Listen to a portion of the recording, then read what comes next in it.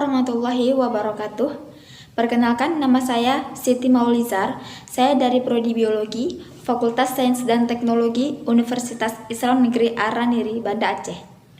Nah, pada kesempatan ini saya akan menjelaskan terkait hasil dari webinar potensi bahan aktif marine algae ataupun rumput laut. Nah, karena kita pada pembahasan ini membahas mengenai penyakit neurodegeneratif. Nah, penyakit ini berhubungan dengan aktivitas otak, yang dimana otak itu merupakan suatu organ yang paling kompleks yang berperan untuk pengendalian tubuh manusia, baik pergerakan, perasaan, dan juga pikiran. Di dalam otak terdapat suatu organ yang istimewa yang disebut juga dengan hippocampus. Nah, jadi hippocampus ini merupakan bagian dari otak besar dan terletak di lobus temporal. Hippocampus berperan dalam kegiatan mengingat, baik itu ingatan yang pendek ataupun yang panjang maupun memori yang spesial. Nah, mengapa hippocampus ini disebut juga dengan organ yang paling istimewa?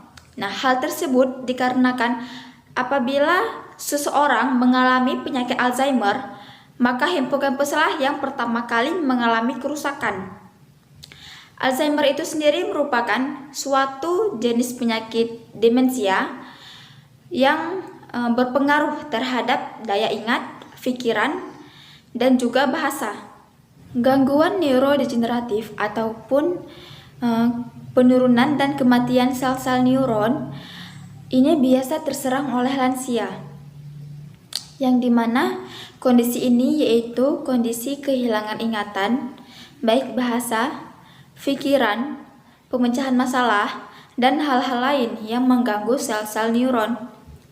Nah, penyakit ini terus meningkat baik di negara maju maupun di negara berkembang.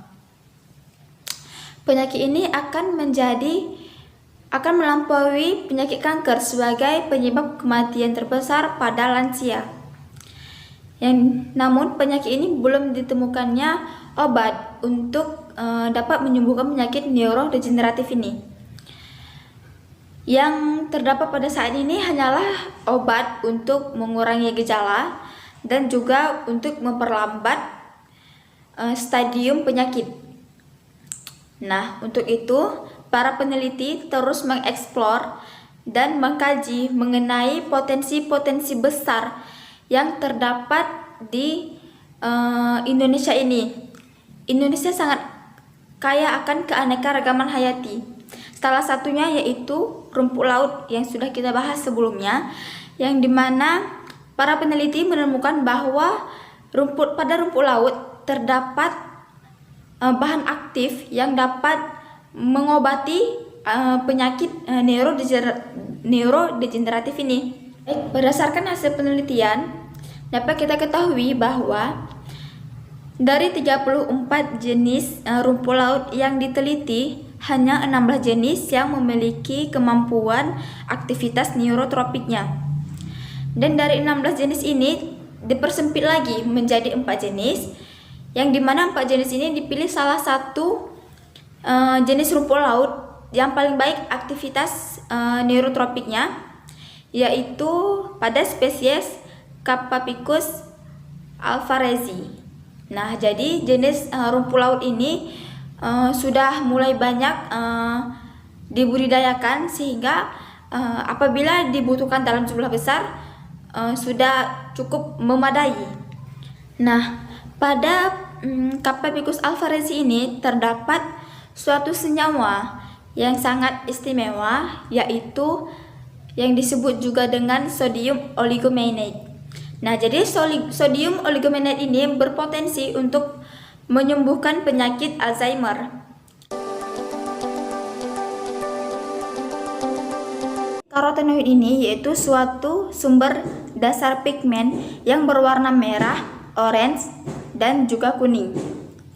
Karotenoid ini juga terdapat pada bakteri, yeast, bunga, buah-buahan, sayur-sayuran, dan juga alga, baik mikroalga maupun makroalga. Nah, selanjutnya yaitu pengaplikasian karotenoid.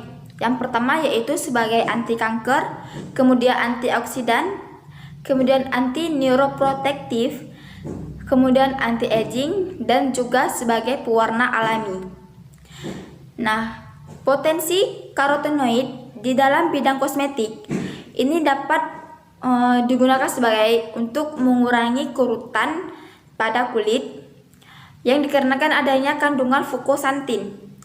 Selanjutnya, potensi karotenoid di dalam bidang farmasi yaitu dapat digunakan sebagai obat anti kanker, salah satunya yaitu kanker paru-paru.